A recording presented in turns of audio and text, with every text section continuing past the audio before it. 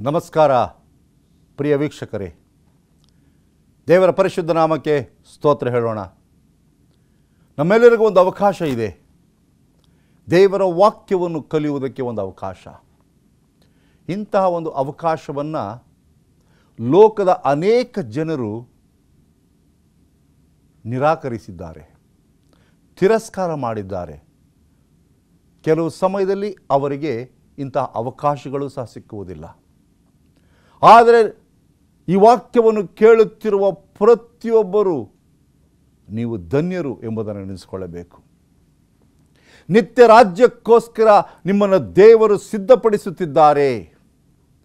ದೇವರ ವಾಕ್ಯದ ಮೂಲಕವಾಗಿ ನಾವು ದೇವರ ರಾಜ್ಯಕ್ಕೆ ಸನ್ನಿಧರಾಗುತ್ತೇವೆ ಎಂಬುದನ್ನು ಅರಿತುಕೊಳ್ಳಬೇಕು. ಬನ್ನಿ, ಇವತ್ತು ಮರಿಯಳು ಉತ್ತಮವಾದದನ್ನು ಆರಿಸಿಕೊಂಡಳು ಎಂಬುದರ ವಿಷಯದಲ್ಲಿ ಕೆಲವು ಸತ್ಯಾಂಶಗಳನ್ನು ಅರಿತುಕೊಳ್ಳೋಣ. ಅದಕ್ಕೆ ಮುಂಚಿತವಾಗಿ ಪವಿತ್ರಾತ್ಮನ ಸಹಾಯವನ್ನು ಕೇಳಿಕೊಳ್ಳೋಣ. ಪ್ರಿಯ ತಂದೆಯಾದ ದೇವರೇ, ಮತ್ತೊಮ್ಮೆ ನಿನ್ನ ಸನ್ನಿಧಾನದಲ್ಲಿ ದೀನರಾಗಿ ಬಂದಿದ್ದೇವೆ. ನಮ್ಮ ಪ್ರಾರ್ಥನೆಯನ್ನು ಕೇಳು, ಸದುತ್ತರವನ್ನು ದಯಪಾಲಿಸು. ನಿನ್ನ ವಾಕ್ಯವನ್ನು ಗ್ರಹಿಸಿಕೊಳ್ಳುವ ಶಕ್ತಿಯನ್ನು ನೀಡು. ಆ ವಾಕ್ಯವು ನಮ್ಮ ಕಾಲಿಗೆ ದೀಪವು, ದಾರಿಗೆ ಬೆಳಕಾಗಿರಲಿ. ಮರಿಯಳ ಬಗ್ಗೆ ಸತ್ಯಾಂಶವನ್ನು ಗ್ರಹಿಸಿಕೊಳ್ಳುವಾಗ ನಿನ್ನ ಆತ್ಮನ ಸಹಾಯವನ್ನು ಒದಗಿಸಿಕೊಡು ಎಂಬುದಾಗಿ ಕ್ರಿಸ್ತನ ದಿವ್ಯನಾಮದಲ್ಲಿ ಬೇಡಿಕೊಳ್ಳುತ್ತೇನೆ ತಂದೆಯೇ, ಆಮೇನ್. ನನ್ನ ಆತ್ಮೀಯ ಸಹೋದರ ಸಹೋದರಿಯರೇ, ಮರಿಯಳು ಅಂದರೆ ಅಚ್ಚುಮೆಚ್ಚಿನವಳು, ದ ಬಿಲವಡ್ ಒನ್ ಎಂಬುದಾಗಿ ಈಕೆಯ ಅರ್ಥ.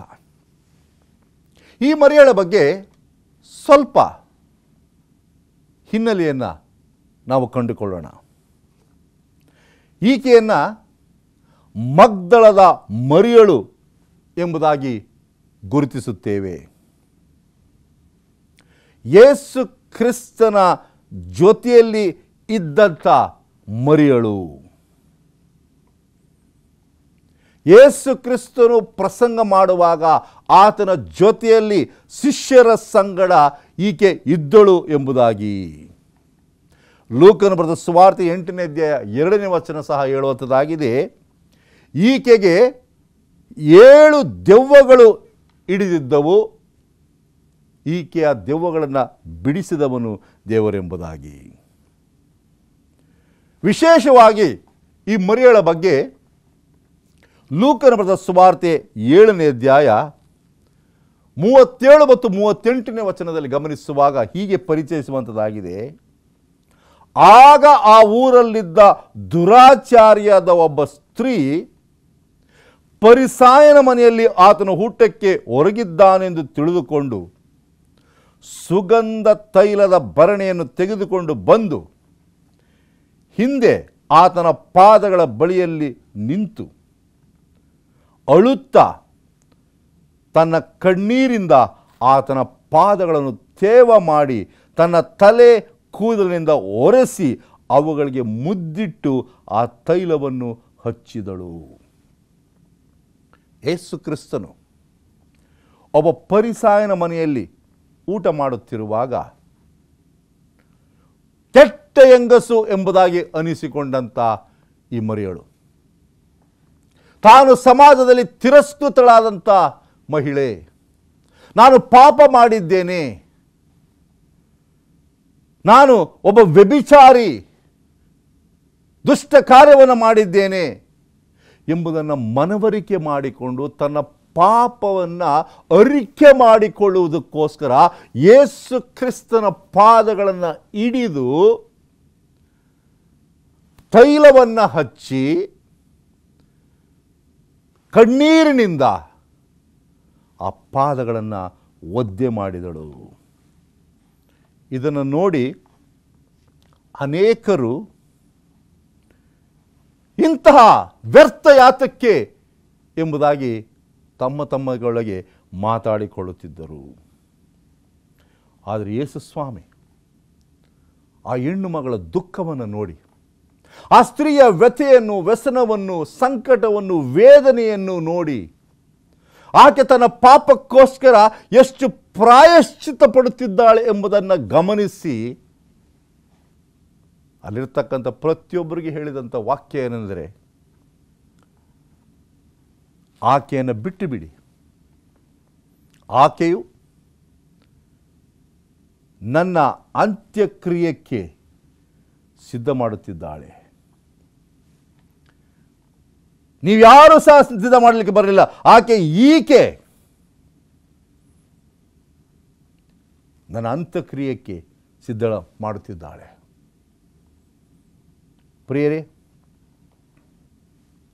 ಇವಳ ಪಾಪಗಳು ಕ್ಷಮಿಸಲ್ಪಟ್ಟಿದ್ದಿವೆ ಎಂಬುದು ದೇವರು ಹೇಳುತ್ತಾನೆ. ಮರಿಯಳು ತನ್ನ ಪಾಪಗಳನ್ನು ಒಪ್ಪಿಕೊಳ್ಳುವಾಗ ಆ ಪಾಪಗಳನ್ನು ಕ್ಷಮಿಸಿದ ದೇವರು, ಕ್ಷಮಿಸಿದ ಕ್ರಿಸ್ತನು ಮರಿಯಳನ್ನು ಸ್ವೀಕಾರ ಮಾಡಿದನೆಂಬುದನ್ನು ನೋಡುತ್ತೇವೆ. ಮುಂದೆ ಯೇಸು ಸ್ವಾಮಿಯು ಒಂದು ಮನೆಗೆ ಹೋಗ್ತಾನೆ. ಆ ಮನೆಯಲ್ಲಿ ಮಾರ್ತಾ ಮತ್ತು ಮರಿಯಳು, ಇದೇ ಮರಿಯಳು ಕುಳಿತಿರುತ್ತಾರೆ. ಅಲ್ಲಿ ಸ್ವಾಮಿ ಹೋದಾಗ ಅನೇಕ ಜನರು ಆ ಮನೆಯೊಳಗೆ ಯೇಸು ಕ್ರಿಸ್ತನನ್ನು ಹಿಂಬಾಲಿಸುತ್ತಾರೆ. ಮರಿಯಳ ಅಕ್ಕ ಮಾರ್ತಳು ಅಡುಗೆ ಮನೆಯಲ್ಲಿ ಊಟಕ್ಕೋಸ್ಕರ ಸಿದ್ಧತೆಯನ್ನು ಮಾಡುತ್ತಿರುತ್ತಾಳೆ. ಮನೆಯಲ್ಲಿ ಅನೇಕ ಅತಿಥಿಗಳು ಬಂದಿದ್ದಾರೆ, ಅವರೆಲ್ಲರಿಗೂ ನಾನು ಊಟವನ್ನು ಸಿದ್ಧ ಮಾಡಬೇಕೆಂಬುದಾಗಿ ಸಾಕಷ್ಟು ಸಮಯವನ್ನು ಅಡುಗೆ ಕೋಣೆಯಲ್ಲಿ ಆಕೆ ಕಳೆಯುತ್ತಾಳೆ. ಸ್ವಲ್ಪ ಸಮಯದ ನಂತರ ಈ ಮಾರ್ತಳು ಹೊರಗಡೆ ಬಂದು ಸ್ವಾಮಿಯನ್ನು ಪ್ರಶ್ನೆ ಮಾಡುತ್ತಾಳೆ. ಆ ಪ್ರಶ್ನೆ ಏನಿತ್ತಂದರೆ, ಸ್ವಾಮಿ, ಯಾಕೆ ಇಷ್ಟೊಂದು ತಾರತಮ್ಯ, ಯಾಕೆ ಇಷ್ಟೊಂದು ವ್ಯತ್ಯಾಸ? ನಾನು ಅಡುಗೆ ಮನೆಯಲ್ಲಿ ಕಷ್ಟಪಡುತ್ತಿರುವುದು ನನಗೆ ತಿಳಿಯೋದು, ನನ್ನೊಬ್ಬಳನ್ನೇ ಕೆಲಸ ಮಾಡುವುದಕ್ಕೆ ಬಿಟ್ಟಿದ್ದಾಳಲ್ಲ ನನ್ನ ತಂಗಿ, ಇದಕ್ಕೆ ಚಿಂತೆ ಇಲ್ಲವೋ?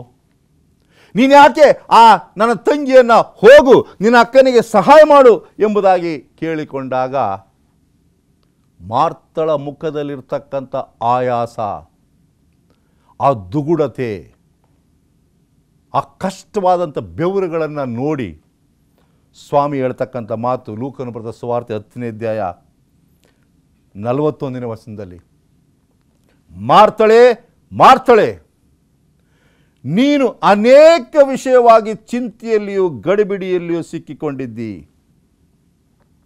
ಆದರೆ ಕೆಲವು ಮಾತ್ರ ಬೇಕಾದದ್ದು, ಅಥವಾ ಒಂದೇ ಒಂದು ಬೇಕಾದದ್ದು. ಮರಿಯಳು ಆ ಉತ್ತಮ ಭಾಗವನ್ನು ಆರಿಸಿಕೊಂಡಿದ್ದಾಳೆ, ಅದು ಆಕೆಯಿಂದ ತೆಗೆಯಲ್ಪಡುವುದಿಲ್ಲ ಎಂದು ಉತ್ತರ ಕೊಟ್ಟನು. ಯಾವುದು ಉತ್ತಮವಾದದ್ದು? ಪ್ರಿಯರೇ, ಊಟ ಮುಖ್ಯವಾಗಿದೆ, ಆರೋಗ್ಯ ಮುಖ್ಯವಾಗಿದೆ, ವಿದ್ಯೆ ಮುಖ್ಯವಾಗಿದೆ, ಇವೆಲ್ಲವೂ ಮುಖ್ಯವಾಗಿದೆ. ಆದರೆ ಅವೆಲ್ಲಕ್ಕಿಂತಲೂ ಅತಿ ಮುಖ್ಯವಾದದ್ದು, ಅತಿ ಅವಶ್ಯಕವಾದದ್ದು ಯಾವುದು ಎಂಬುದನ್ನು ಗುರುತಿಸುವಾಗ ಕ್ರಿಸ್ತನ ಪಾದದ ಬಳಿಯಲ್ಲಿ, ಸನ್ನಿಧಿಯಲ್ಲಿ, ಸಭೆಯಲ್ಲಿ ಕುಳಿತುಕೊಂಡು ಆತನ ವಾಕ್ಯವನ್ನು ಕೇಳುವುದೇ ಉತ್ತಮವಾಗಿದೆ. ಪ್ರತಿಯೊಬ್ಬ ಕ್ರೈಸ್ತನು ಒಂದು ಸತ್ಯವನ್ನು ಅರ್ಥ ಮಾಡಿಕೊಳ್ಳಬೇಕು. ಅದ್ಯಾವುದೆಂದರೆ, ಶಿಲುಬೆಯಲ್ಲಿ ಹಾಕಲ್ಪಟ್ಟಂಥ ಆ ಕ್ರಿಸ್ತನ ವಾಕ್ಯಗಳನ್ನು ನಾವು ಕೇಳುವಾಗ ಒಬ್ಬ ಉತ್ತಮವಾದ ಕ್ರೈಸ್ತರಾಗ್ತೇವೆ. ಯೇಸು ಕ್ರಿಸ್ತನ ಬಳಿಯಲ್ಲಿ ಕುಳಿತುಕೊಂಡಾಗ ನಮಗೆ ಸರಿಯಾದ ಜ್ಞಾನ ಸಿಗುವಂಥದ್ದಾಗಿದೆ, ನಮ್ಮ ಜೀವನೋಪಾಯಕ್ಕೆ ಬೇಕಾದಂಥ ಮಾರ್ಗದರ್ಶನ ಸಿಗುವಂಥದ್ದಾಗಿದೆ. ಲೋಕವು ಕೊಡುವ ಜ್ಞಾನವು ನಮ್ಮನ್ನು ಪರಲೋಕಕ್ಕೆ ಸೇರಿಸುವುದಿಲ್ಲ. ಲೋಕವು ಕೊಡ್ತಕ್ಕಂಥ ಆಶ್ವಾಸನೆಗಳಿಂದ ನಾವು ಕುಗ್ಗಿ ಹೋಗುತ್ತೇವೆ. ಆದರೆ ದೇವರು ಕೊಡ್ತಕ್ಕಂಥ ಭರವಸೆಯ ಮಾತು, ಮರಿಯಳು ಉತ್ತಮವಾದದ್ದನ್ನು ಆರಿಸಿಕೊಂಡಿದ್ದಾಳೆ, ಅದು ಆಕೆಯಿಂದ ತೆಗೆಯಲ್ಪಡುವುದಿಲ್ಲ. ಇವತ್ತು ಮಾರ್ತಳೆ ನಿನ್ನ ಊಟವನ್ನು ಮಾಡಿ ಜನರು ಚೆನ್ನಾಗಿತ್ತು ಊಟ ಎಂಬುದಾಗಿ ಹೇಳಿ ಮನೆಗಳಿಗೆ ಹೋಗಬಹುದು. ಆದರೆ ಮರಿಯಳು ಕೇಳಿದುಕೊಂಡಿರ್ತಕ್ಕಂಥ ವಾಕ್ಯಗಳು, ಮರಿಯಳು ಗ್ರಹಿಸಿಕೊಂಡಿರ್ತಕ್ಕಂಥ ವಾಕ್ಯಗಳು ಆಕೆಯನ್ನು ಸಂಪೂರ್ಣವಾಗಿ ದೇವರ ರಾಜ್ಯಕ್ಕೋಸ್ಕರ ಸಿದ್ಧಪಡಿಸುತ್ತದೆ ಎಂಬುದಾಗಿ ತಿಳಿದುಕೊಳ್ಳಬೇಕು. ಹೌದು ಪ್ರಿಯರೇ, ಈ ಲೋಕದಲ್ಲಿ ಎಲ್ಲ ರೀತಿಯಾದಂಥ ತಿಳುವಳಿಕೆ ಇದೆ, ಎಲ್ಲ ರೀತಿಯಾದಂಥ ಜ್ಞಾನ ಇದೆ. ಜ್ಞಾನವು ಹೆಚ್ಚಾಗಿದೆ ಎಂಬುದನ್ನು ನಾವು ನೋಡ್ತೇವೆ. ಪ್ರವಾದಿಯಾದ ದಾನಿಯೇಲನು ಹೇಳ್ತಾನೆ, ದಾನಿಯೇಲ 12ನೇ ಅಧ್ಯಾಯ 4ನೇ ವಚನದಲ್ಲಿ, ಜ್ಞಾನವು ಹೆಚ್ಚಾಗಿದೆ, ಜ್ಞಾನವನ್ನು ಪಡೆದುಕೊಳ್ಳುವುದಕ್ಕೆ ಮನುಷ್ಯ ಅತ್ತಿಂದ ಇತ್ತಿಂದ ಓಡಾಡುತ್ತಾನೆ. ಎಲ್ಲ ಜ್ಞಾನವು ಮನುಷ್ಯನನ್ನು ಏನು ಮಾಡುತ್ತದೆ ಎಂಬುದಾಗಿ ಭಕ್ತನಾದ ಸೊಲೊಮೋನನು ಪ್ರಸಂಗಿ 1ನೇ ಅಧ್ಯಾಯ 18ನೇ ವಚನ ಹೇಳುವಂಥದ್ದಾಗಿದೆ. ಅತೀ ವ್ಯಾಸಂಗವು, ಅತೀ ಜ್ಞಾನವು, ಅತೀ ವಿವೇಕವು, ಅತೀ ಬುದ್ಧಿಯು ದುಃಖಕ್ಕೆ ಕಾರಣ ಎಂಬುದಾಗಿ. ಲೋಕದ ಜ್ಞಾನ ಇವತ್ತು ಮನುಷ್ಯರನ್ನು ಮರುಳು ಮಾಡಬಹುದು. ಲೋಕದ ಜ್ಞಾನ ಅನೇಕ ಸಾರಿ ನಮ್ಮನ್ನು ನಾಶನಕ್ಕೆ ದೊಬ್ಬಬಹುದು. ಆದರೆ ದೇವರ ಜ್ಞಾನ, ದೇವರ ಮೇಲಿನ ನಂಬಿಕೆ ನಮ್ಮನ್ನು ದೃಢವಾದ ಕ್ರೈಸ್ತರನಾಗಿ ಮಾಡುತ್ತದೆ. ಇವತ್ತು ನಮಗೆ ಬೇಕಾಗಿರ್ತಕ್ಕಂಥದ್ದು ದೇವರ ಜ್ಞಾನ. ಯಾಕೆಂದರೆ ದೇವರ ಜ್ಞಾನವೇ, ದೇವರ ಭಯವೇ ಜ್ಞಾನಕ್ಕೆ ಮೂಲ ಎಂಬುದಾಗಿ. ರಕ್ಷಣೆ ಎಂಬತಕ್ಕಂಥದ್ದು ಆ ಯೇಸು ಸ್ವಾಮಿಯಿಂದ ಮಾತ್ರ ಬರಲು ಸಾಧ್ಯ. ಆ ರಕ್ಷಣೆಯನ್ನು ಪಡೆದುಕೊಳ್ಳುವುದಕ್ಕೆ ಈ ಲೋಕದ ಜ್ಞಾನ ಸಾಕಾಗುವುದಿಲ್ಲ. ಕ್ರಿಸ್ತನ ಬಳಿಯಲ್ಲಿ ಬಂದರೆ ಮಾತ್ರ ರಕ್ಷಣೆ ಸಿಕ್ಕಲು ಸಾಧ್ಯ. 3 ಪಂಡಿತರು ಒಂದು ದಿವಸ ಒಂದು ದಡವನ್ನು ದಾಟುವುದಕ್ಕೋಸ್ಕರ ನದಿಯ ತೀರದಲ್ಲಿ ಕಾದುಕೊಂಡಿದ್ದರು. ದೋಣಿಯನ್ನು ನಡೆಸ್ತಕ್ಕಂಥ ಆ ವ್ಯಕ್ತಿ ಆ 3 ವ್ಯಕ್ತಿಗಳನ್ನು ದೋಣಿ ಒಳಗೆ ಹಾಕಿಕೊಂಡು, ಬನ್ನಿ ಸರ್, ನಿಮ್ಮನ್ನು ಆ ದಡಕ್ಕೆ ಸೇರಿಸ್ತೇನೆ ಎಂಬುದಾಗಿ. ಆ ದಡವನ್ನು ಸೇರುವುದಕ್ಕೆ ಸ್ವಲ್ಪ ಸಮಯ ಹಿಡಿಯಿತು. ಅಂಥ ಸಮಯದಲ್ಲಿ ಈ 3 ಪಂಡಿತರು ಸಹ ಈ ದೋಣಿಯನ್ನು ನಡೆಸುವವನ ಜೊತೆಯಲ್ಲಿ ಸಂಭಾಷಣೆಯನ್ನು ಮಾಡ್ತಾರೆ. ಆ ಸಂಭಾಷಣೆ ಹೇಗಿತ್ತು ಅಂದರೆ, ನೋಡಪ್ಪ, ನೀನು ಯಾವುದಾದ್ರೂ ಶಾಲೆಗೆ ಹೋಗಿ ಕೆಲವು ಶಾಸ್ತ್ರಗಳನ್ನು ಕಲಿತ್ಕೊಂಡಿದ್ದೀಯಾ ಎಂಬುದಾಗಿ ಹೇಳುವಾಗ ಆ ದೋಣಿ ನಡೆಸೋನು ಹೇಳ್ತಾನೆ, ಇಲ್ಲ ಸರ್, ನನಗೆ ಶಾಲೆಗೆ ಹೋಗುವುದಕ್ಕೂ ಅವಕಾಶ ಸಿಕ್ಕಲಿಲ್ಲ. ನಾನು ಒಬ್ಬ ಅವಿದ್ಯಾವಂತ. ನನಗೆ ಗೊತ್ತಿರ್ತಕ್ಕಂಥ ಒಂದೇ ಒಂದು ವಿದ್ಯೆ, ಅದು ನಿಮ್ಮಂಥ ಗಣ್ಯ ವ್ಯಕ್ತಿಗಳನ್ನು ಈ ದಡದಿಂದ ಆಚೆ ದಡಕ್ಕೆ ಸೇರಿಸುವುದೇ ನನಗೆ ಗೊತ್ತಿರ್ತಕ್ಕಂಥ ವಿದ್ಯೆ. ಆ ಪಂಡಿತರು ಹೇಳ್ತಕ್ಕಂಥದ್ದು ನಿನ್ನ ಜೀವನದ 50ರಷ್ಟು ಭಾಗವನ್ನು ನೀನು ಕಳೆದುಕೊಂಡಿದ್ದೀಯಾ. ಇಷ್ಟರಲ್ಲಿ ನೀನು ಶಾಲೆಗೆ ಹೋಗಿ ಹೆಚ್ಚು ಜ್ಞಾನವನ್ನು, ತಿಳುವಳಿಕೆಯನ್ನು ಪಡೆದುಕೊಳ್ಳಬೇಕಿತ್ತು. ಆದರೆ ನೀನು ಪಡೆದುಕೊಳ್ಳಲಿಲ್ಲ. ಎಂಥ ದುರಾದೃಷ್ಟಕರ, ನೀನು ಏನನ್ನೋ ಕಳೆದುಕೊಂಡಿದ್ದೀಯಲ್ಲ ಎಂಬುದಾಗಿ ಹೇಳುವಾಗ ಆ ಮನುಷ್ಯನಿಗೆ ದುಃಖ ಆಗ್ತದೆ. ಸ್ವಲ್ಪ ಹೊತ್ತಾದ ಮೇಲೆ 2ನೇ ವ್ಯಕ್ತಿ ಕೇಳ್ತಾನೆ, ಎಲ್ಲ ದೋಣಿ ಇಡಿಸುವ ನನ್ನ ಮನುಷ್ಯನೇ, ನಿನಗೆ ಪ್ರಾಣಿಶಾಸ್ತ್ರ ಅಥವಾ ಮನೋಶಾಸ್ತ್ರ ಯಾವುದಾದ್ರೂ ವಿದ್ಯೆ ನಿನಗೆ ಗೊತ್ತಾ? ನಾನು ಈಗಾಗಲೇ ಹೇಳಿದ್ದೇನೆ, ನಾನು ಶಾಲೆಗೆ ಹೋಗಲಿಲ್ಲ, ನಾನೇನು ಕಲ್ತ್ಕೊಂಡಿಲ್ಲ, ನನಗೆ ಯಾವ ವಿದ್ಯೆಯೂ ಇಲ್ಲ ಸ್ವಾಮಿ ಎಂಬುದಾಗಿ.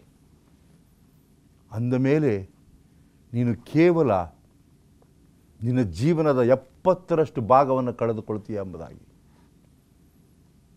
ಹೀಗೆ ಅವರು ಮಾತಾಡುತ್ತಿರುವಾಗ 3ನೇ ವ್ಯಕ್ತಿ ಇನ್ನೊಂದು ಪ್ರಶ್ನೆಯನ್ನು ಮಾಡ್ತಾನೆ, ನೀನು ಯಾಕೆ ಶಾಲೆಗೆ ಹೋಗಲಿಲ್ಲ, ಶಾಲೆಗೆ ಹೋಗಿದ್ರೆ ಇದನ್ನು ಕಲಿಬೋದಾಗಿತ್ತು, ಅದನ್ನು ಕಲಿಬೋದಾಗಿತ್ತು, ಆ ಶಾಸ್ತ್ರ ಕಲಿಬೋದಾಗಿತ್ತು, ಈ ಶಾಸ್ತ್ರ ಕಲಿಬೋದಾಗಿತ್ತು ಎಂಬುದಾಗಿ ಮಾತಾಡುತ್ತಿರುವಾಗಲೇ ಆ ದೋಣಿಯು ನೀರಿನಲ್ಲಿ ಮುಳುಗುತ್ತದೆ. ಅಲ್ಲಿರ್ತಕ್ಕಂಥ 4 ಜನ, ದೋಣಿ ನಡೆಸುವವನು ಮತ್ತು 3 ಪಂಡಿತರುಗಳು ನೀರಿನ ಮಧ್ಯದಲ್ಲಿ ಅವರು ಬಿದ್ದು ಹೋಗ್ತಾರೆ.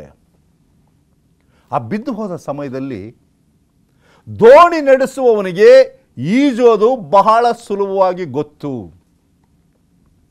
ಆದರೆ 3 ಪಂಡಿತರು ಆ ನೀರಿನ ಹೊಳೆಯಲ್ಲಿ ಈಜೋದಕ್ಕೆ ಬಹಳ ಕಷ್ಟಪಡ್ತಾ ಇದ್ರು. ಯಾಕೆಂದರೆ ಅವ್ರಿಗೆ ಈಜು ಗೊತ್ತಿರಲಿಲ್ಲ.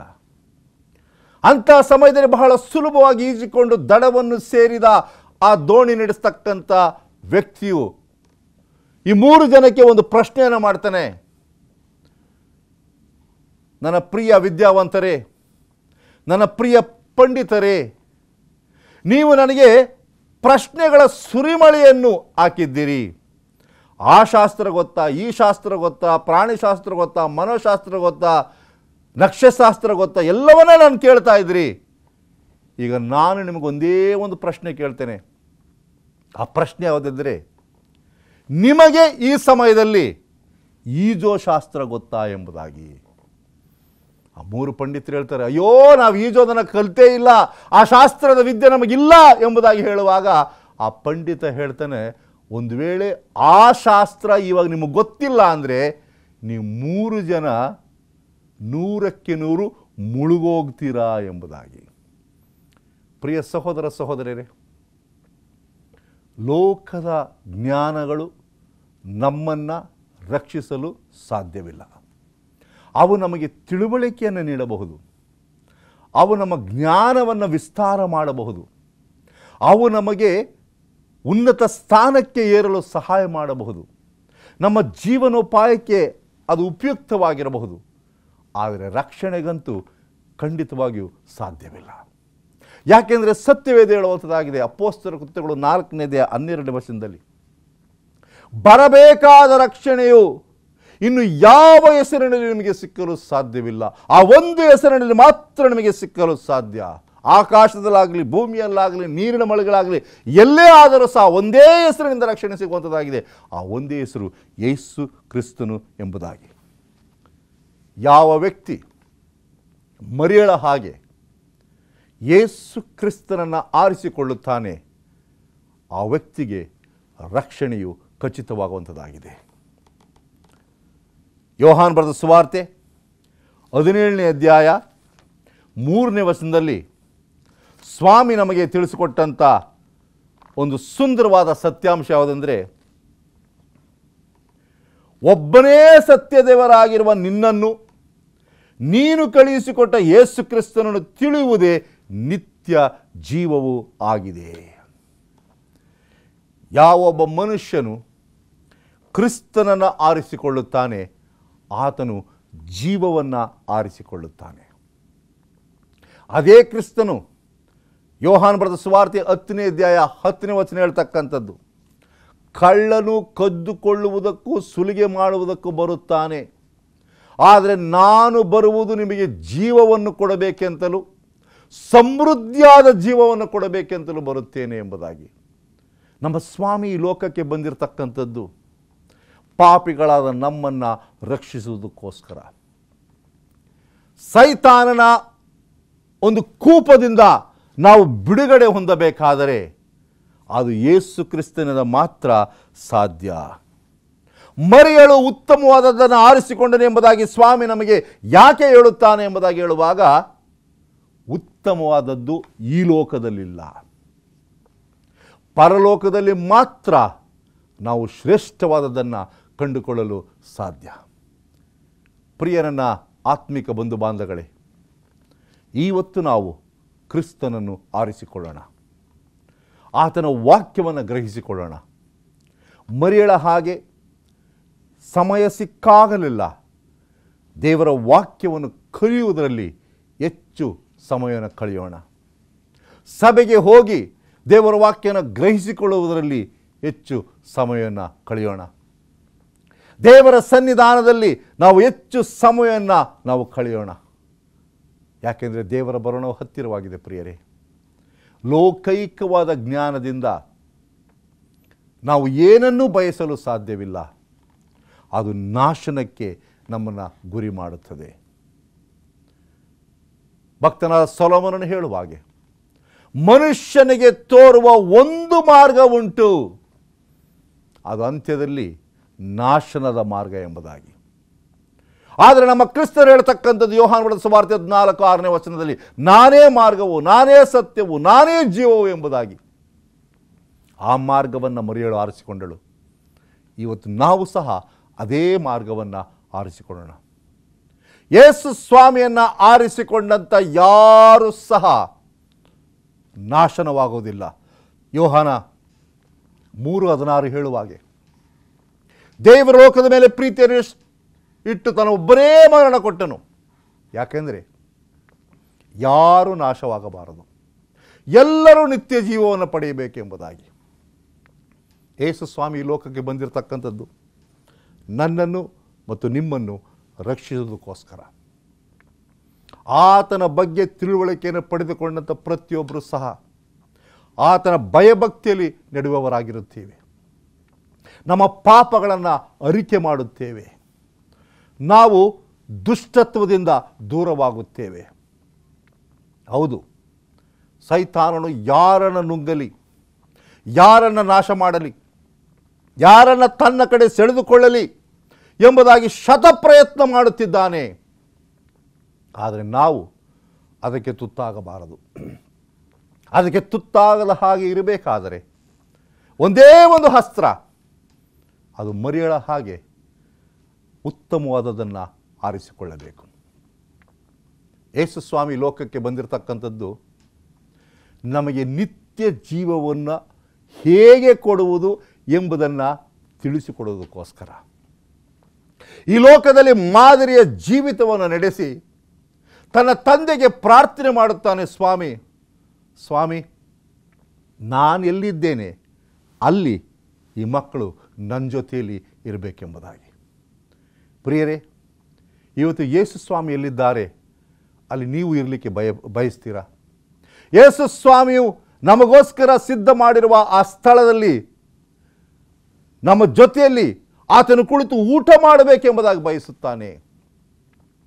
ನಮ್ಮನ್ನು ಎಷ್ಟು ಪ್ರೀತಿ ಮಾಡುತ್ತಾನೆ ಎಂಬುದಾಗಿ ಹೇಳುವಾಗ, ಹಗಲು ರಾತ್ರಿ ನಮಗೋಸ್ಕರ ಆತನು ಕಾಯುತ್ತಿದ್ದಾನೆ. ಆತನು ನಮ್ಮ ಬಗ್ಗೆ ಹೆಚ್ಚು ಕಾಳಜಿಯನ್ನು ವಹಿಸಿದ್ದಾನೆ. ನಮ್ಮನ್ನು ಹೇಗಾದರೂ ಮಾಡಿ ರಕ್ಷಿಸಬೇಕು ಎಂಬತಕ್ಕಂಥ ಶತ ಪ್ರಯತ್ನವನ್ನು ಸ್ವಾಮಿ ಮಾಡುತ್ತಿದ್ದಾನೆ.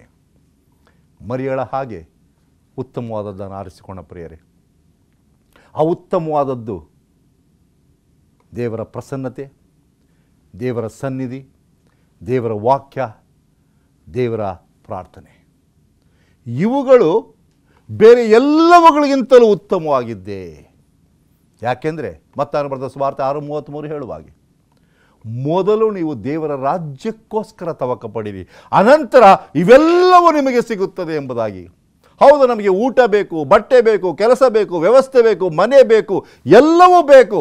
ಆದರೆ ಅದೆಲ್ಲಕ್ಕಿಂತ ಮುಖ್ಯವಾದದ್ದು ದೇವರ ರಾಜ್ಯಕ್ಕೋಸ್ಕರ ತವಕ ಪಡುವುದು ಎಂಬುದಾಗಿ.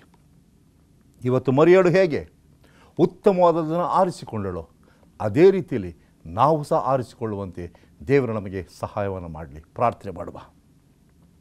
ಸರ್ವಕ್ಕೂ ಒಡೆಯನಾದ ನಮ್ಮ ತಂದೆಯಾದ ದೇವರೇ, ಯಾವ ರೀತಿಯಲ್ಲಿ ಮರಿಯಳು ಉತ್ತಮವಾದದ್ದನ್ನು ಆರಿಸಿಕೊಂಡು ನಿನ್ನ ಸನ್ನಿಧಾನದಲ್ಲಿ ಕುಳಿತು ನಿನ್ನ ಬಾಯಿಗಳಿಂದ ಬರ್ತಕ್ಕಂಥ ಮುತ್ತುಗಳನ್ನು ಅಂಗೀಕಾರ ಮಾಡಿಕೊಂಡು ಸ್ವೀಕಾರ ಮಾಡಿಕೊಂಡಳೋ, ಅದೇ ರೀತಿಯಲ್ಲಿ ಒಬ್ಬೊಬ್ಬರೂ ಸಹ ನಿನ್ನ ಸನ್ನಿಧಿಯಲ್ಲಿ ಕುಳಿತು ನಿನ್ನ ಪವಿತ್ರವಾದ ವಾಕ್ಯವನ್ನು ಗ್ರಹಿಸಿಕೊಳ್ಳುವಂತೆ ನಮ್ಮನ್ನು ಪ್ರೇರೇಪಿಸಿ ಸಹಾಯ ನೀಡಿ ಬಲಗೊಳಿಸು ಎಂಬುದಾಗಿ ಕ್ರಿಸ್ತನಲ್ಲಿ ಬೇಡಿಕೊಳ್ಳುತ್ತೇನೆ ತಂದೆಯೇ. ಆಮೆನ್.